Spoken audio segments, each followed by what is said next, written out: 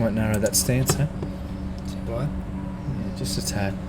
Okay. Just bring it down into where you're basically there.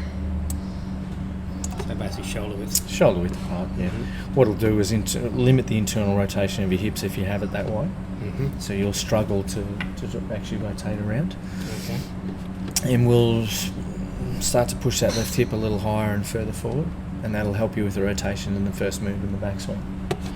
So what I mean by that is that it'll start to work around a little bit freer, for want of a better term. This left knee won't have to come in. Mm-hmm. You'll have a little bit more stability there, and then it won't change direction quite as severely. So that's the downswing there, and that's where it went up. Okay, so when it comes down and you'll start to end up shutting the face down and getting the path moving that way, which then means... We'll explain why they're right there. Yeah. And then with the driver, you'll hit it out the heel and Didn't get that far. we'll get that way. Okay. So if I can get you into a situation where we narrow this a little, Mm-hmm. then you don't have to turn as much and try so hard, and then all of a sudden we start to see you back there again. Yeah.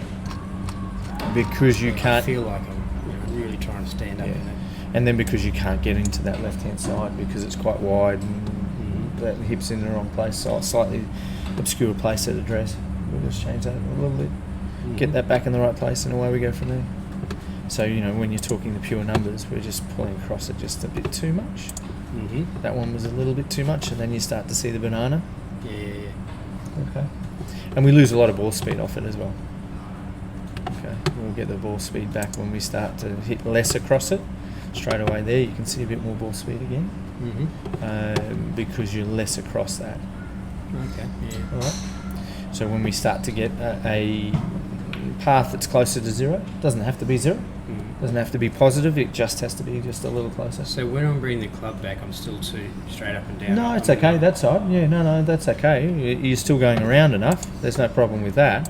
So what's then causing me to, when I attack the ball, to basically...